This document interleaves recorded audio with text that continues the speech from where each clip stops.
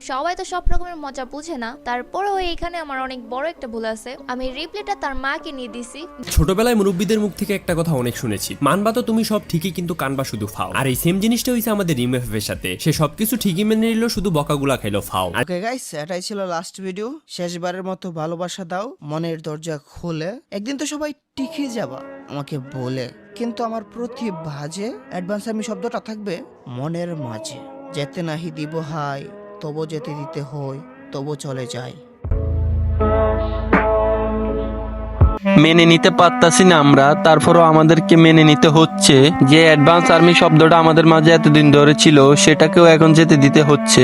এভাবে আমাদেরকে ছেড়ে যাইতে পারো না মুজাহিদ ভাই, কেন আমাদেরকে ছেড়ে যাচ্ছ? এত ভালোবাসা আর এত আবেগ সবগুলা নিয়ে আমাদের কাছ থেকে চলে যাচ্ছ সাদিকুলের মতো। অ্যাডভান্স গেমিং আর সাদিকুল গেমিং, তোমরা যত কিছুই করছো খারাপ আর ভালো, ভাই বিশ্বাস করো একটা কথা মন থেকে বলতেছে, তোমরা চলে গেলে ফ্রি ফায়ার রোস্টিং কমিউনিটি একদম নিভে যাবে আলো। যেখানে থাকো না কেন, থাকো সবসময় হাসি খুশি। বিশ্বাস করো আমরা অডিয়েন্সরা তোমাদেরকে সবসময় ভালোবাসি। সবকিছু শেষে একটা কথাই বলবো, মিস ইউ অ্যাডভান্স গেমিং।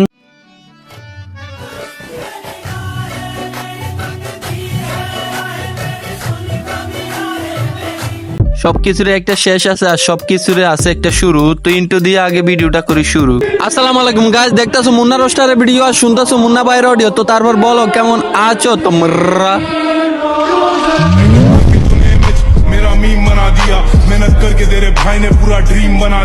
দেখো ভাই, ছোটবেলায় আমরা মুরব্বীদের কাছ থেকে অনেক কিছুই শিখেছি, অনেক কিছুই বুঝেছি, অনেক কিছুই শুনেছি। ওইগুলো আমাদের ছোটবেলায় কাজে নাও আসতে পারে, কিন্তু আমরা এখন যত বড় হয়েছি এখন আমাদের কাজে আসবে। যেমন ধরো তুমি রিমু এফএফ এর কথাই চিন্তা করো। তুমি যেহেতু ভুল করছো, তুমি ভুলটা স্বীকার করো। হ্যাঁ আমি ভুল করছি, আমি কেন ভুলে স্বীকারটা এখন করবো? আমি আগে মানুষের কাছ থেকে অ্যাটেনশন পেয়ে নেই। তো বলতেছি কি রিমু আপু অ্যাটেনশন তো পাইলেন, তার সাথে সাথে ইজ্জত গুলা যে গেল, ওইগুলার কি হবে? না আমার তো ওই সময় ভিউজের দরকার, অ্যাটেনশন দরকার, মানুষ আমাকে দেখার দরকার, তাই না? তাই ওই সময় আমি এগুলা চিন্তা করি নাই। এই জন্যই আমাদের রিমু আপু ওই সময় এরকম ব্যবহার করছে রোস্টারদের সাথে এবং কি অডিয়েন্সদের সাথে। তো বলতেছি রিমু আপু, আপনি তো মানুষের কাছ থেকে সস্তা অ্যাটেনশনও পাইলেন এবং কি আপনি বাংলাদেশ ফ্রি ফায়ার রোস্টিং কমিউনিটিতে মানুষের সাথে পরিচয় হইলেন। তো এত কিছুর পর আপু আপনার লাভটা কি হইলো? না লাভ তো একটা হয়েছে, যে আপুর আগে সাবস্ক্রাইবার ছিল 22,000, ঠিক এই কন্ট্রোভার্সিটির পরে এখন আপুর সাবস্ক্রাইবারের সংখ্যা প্রায় 36,000। তো শেষ পর্যন্ত আমাদের রিমু আপু এই রোস্টিং কমিউনিটির মধ্যে একটা অশ্লীল নাম দিয়ে গেছে, যেমনটা আগে সাদিয়া গেমিং, মারিয়া গেমিং, বৃষ্টি গেমিং, জান্নাত গেমিং দিয়ে গেছিল। তো রিমু আপু আপনি শেষ পর্যন্ত কি বুঝলেন? রোস্টারদের সাথে নিমু না বাপ, পরে আবার রোস্টাররা এমন দিবে ঠাপ, ডাকতে বাধ্য হবেন আবার বাপ।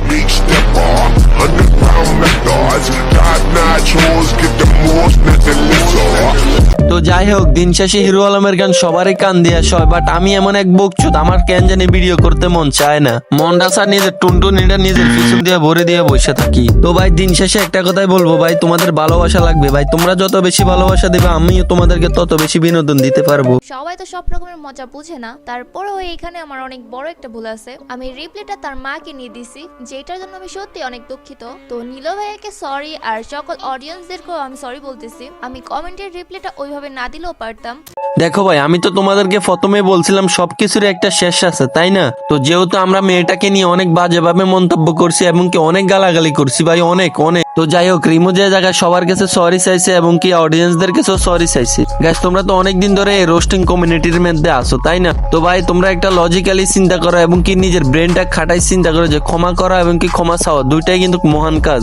তো যে জায়গায় রিমুর ভুলটা বুঝতে পারছে, আমাদের মনে হয় সবাই ওকে মাফ করে দেওয়া উচিত। ভাই তোমরা যে যাই বলো, দিন শেষে কিন্তু আমরা সবাই একই জায়গায়, আমরা সবাই কিন্তু ইউটিউবে কাজ করতে হবে, তাই না? তবে হ্যাঁ, এই কন্ট্রোভার্সির মধ্যে কিন্তু আমরা অনেক কিছু দেখছি, শুনছি, শিখছি।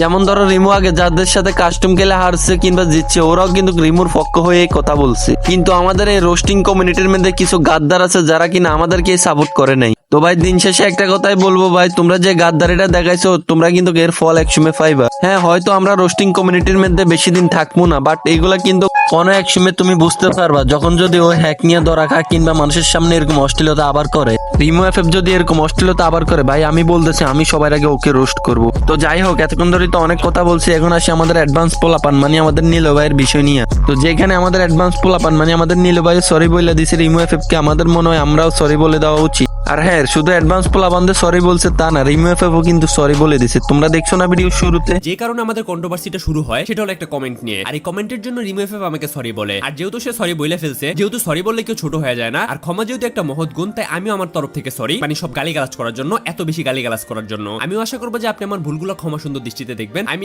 আমার গালি যেগুলো দিছিলাম সেগুলো আপনি ভুলে যাবেন। এজ এ মেয়ে হিসাবে আমাদের সবার উচিত আপনার রেসপেক্ট করা।